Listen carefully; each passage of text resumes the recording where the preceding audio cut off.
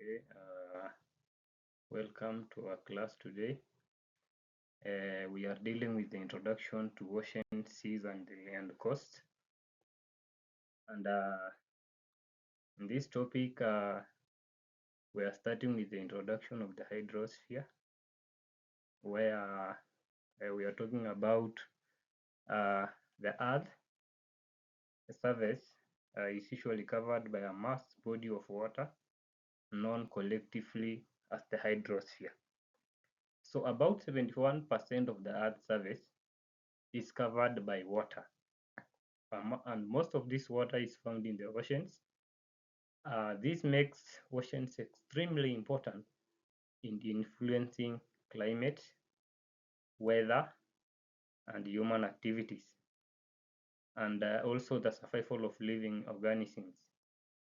Without the ocean, Earth will not have the temperatures, rainfall patterns, and biological diversity that supports life. So we are going to talk about the meaning of oceans, seas, coast. Uh, so oceans, these are largely continuous bodies of salt water on Earth. They are normally very huge, deep, and cover a wide geographical areas. So the Earth contains 5 major oceans. We normally have the Pacific. This is always the largest and the deepest ocean, followed by the Atlantic Ocean, the second largest, the Indian Ocean, which is now which borders Africa. So it is normally shared by Kenya, Uganda, and Tanzania. We have the Southern Antarctic Ocean. Then we have the Arctic Ocean. This is now the smallest, and it is also very shallow. It's almost now the shallowest oceans that we have in the world. So oceans store heat. They influence global climate, support marine life. So when we talk about marine life, these are now the animals, the plants that live in the ocean. And it provides major routes for transport. So we go now to the seas. So these seas are smaller bodies of salt water, partly enclosed by land and connected to an ocean. They are shallower than oceans, and they are often located near continents. So the first example, we have the Mediterranean Sea, we have the Red Sea, the Arabian Sea, the Caribbean Sea. So these are the examples of the seas we have. So because seas are closer to land, they are highly important for fishing, trade, tourism, and also human settlement. So let's talk about the coast. So a coast, this is a zone where land meets the sea or ocean. It includes beaches, cliffs, bays, deltas, and coastal landforms. The coasts are dynamic environments shaped by waves, tides, currents, and human activities. So when we want now to talk about, for example, our coast in Kenya, where we have the coast of Mombasa, where normally we have the beaches, and we also have most of the lives of animals that lives there. We have the coral reefs, and now those are the coast. An introduction of the parts of the coast. So now we are going to talk about the importance of oceans, seas, and coast. Oceans, seas, and coastal environments play a critical role in both natural and human systems. So we want to talk about the climate and weather regulation. So oceans observe, store, and release heat. So this helps global temperatures and influences wind patterns, rainfall distributions, and storms. So, for example, the Indian Oceans affects climate in East Africa. So this includes the monsoon winds and also the rainfalls. So we talk about now the economic activities, and one is that they support the major economic activities such as we have fishing. So normally this is the highest. It provides food and employment, the people who work there. Then we have transport and trade. So the ports, and there is also shipping routes from one continent to another. Then we have tourism. So these are beaches where tourists makes tourists to be attracted in those areas. For example, to go of the beaches of Mombasa and others. We have the coral reefs. Then we have sea sports. We have also mining, the offshore, the offshore oil, natural gas, salts, and minerals. We have the biodiversity and the ecosystems. That is also another importance of oceans, seas, and coast. Oceans contains a wide variety of living organisms. This includes fish, coral reefs, seabirds, and marine mammals. These ecosystems are essential for food chains and global ecological balance.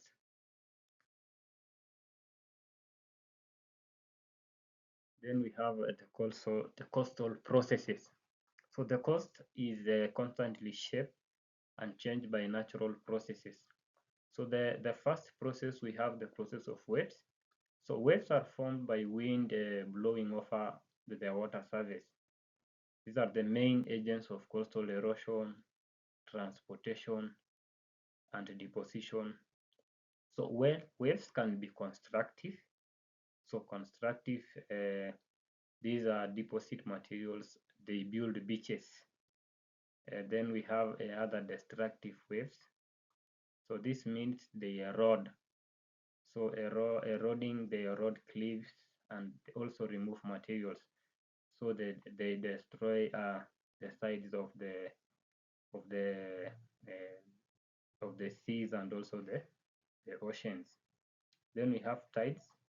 So it's another coastal process. So tides are the periodic rise and fall of the sea level caused by gravitational pull of the moon and sun. Tides influence fishing, navigation, and the formation of tidal floods and estuaries. Then we have another coastal process, the ocean currents. So ocean currents are large-scale movements of seawater. They may be warm or cold and influence climate. We have rainfall, fishing grounds. We have one example of the ocean currents. We have the Mozambique current.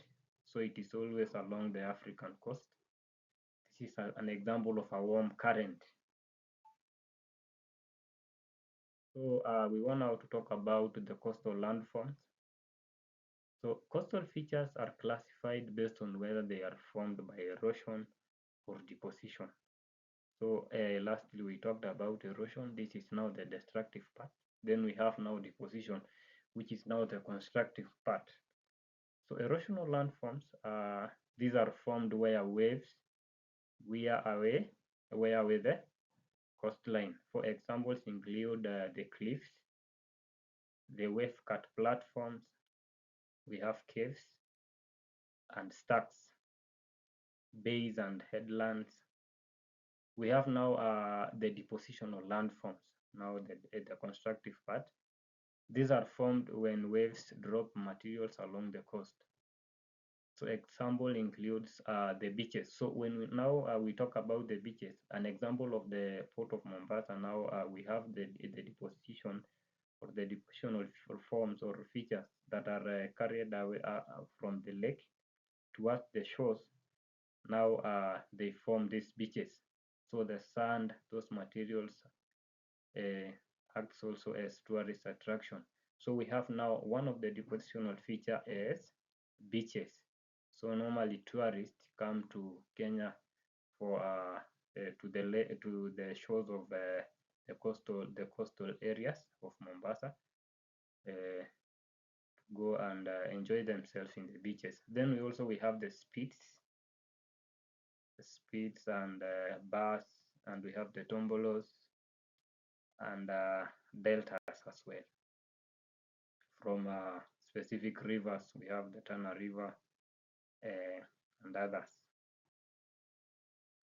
So we are now talking about the human activities along the coast. Human activities along the coast. So people use coastal regions for various purposes, and this has both positive and negative impacts. So the positive impacts, this helps human being. So we have one which is the construction of ports and harbors. We have one which is along the Kilindini in Mombasa. That is an example of a harbor that we have in Kenya. So another thing is that it helps in the tourist development sector. Then we have marine fishing and aquaculture. So when we talk about marine fishing is when we have fish from the coast, and we sell it to the market. Then we have transport and trade routes from each, for example, one continent to another. So we have now the negative impacts or the negative activities of the coast. So the negative activities, we have overfishing. So when we talk about overfishing, so this normally leads to the depletion of the fish stocks. So when you talk about stock of fish, now these are the fish that are in the ocean or in the ocean or in our coast. Another thing is pollution from oil spills. We have sewage from along the coast or on that water bodies. When we spill sewage or oil to the waters, this will affect for example, the aquatic life, for example, the coral reefs, the animals, the marine life that lives in the ocean. Then we have destruction of mangroves and coral reefs. So mangrove are the forests that are along the coast. These are now the forests in those areas. Then we have coastal erosion. These are normally caused by poorly planned development along the coast. So we now go again to the environmental issues affecting oceans and coast. So we have several challenges that threaten the ocean and the coastal areas. Number one, which is almost the main, we have the coastal erosion. So human activities such as sand harvesting, destruction of vegetation, these accelerate erosion. So, for example, now we cut trees along the ports of Mombasa, for example, the mangrove forest. Erosion will be very high because there will be no vegetation cover. That will be a problem to the environment.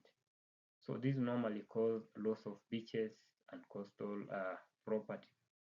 When you talk about the property, these are the mangrove forest and also the sand or the deposits from the ocean that is always brought from the waves from the oceans towards the shores of the coast, for example, of Mombasa. Then we have the marine pollution from ships. We have said we have routes from borders from continents that are used for travels. So ships, industries, and land-based waste harms marine life and affects tourism. So when we have pollution, animals can die, plants can die.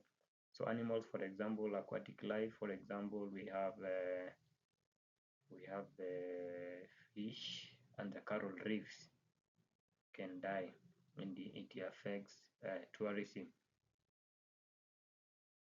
So we have climate change and sea level rise. Rising sea levels threaten low-lying coastal areas, and this normally causes flooding, saltwater intrusion, and displacement of communities. Then we have now the destruction of marine ecosystems. So we have the coral reefs, mangroves, and sea grass beds are being destroyed by pollution, overfishing, and climate change. So in conclusion, oceans, seas, and coasts are vital components of the Earth graphical systems. So this influence climate, provide economic resources, support biodiversity, and shape the landscape of coastal regions. Understanding these features it normally helps us appreciate the importance and highlights the need for sustainable management to protect them for the future generation.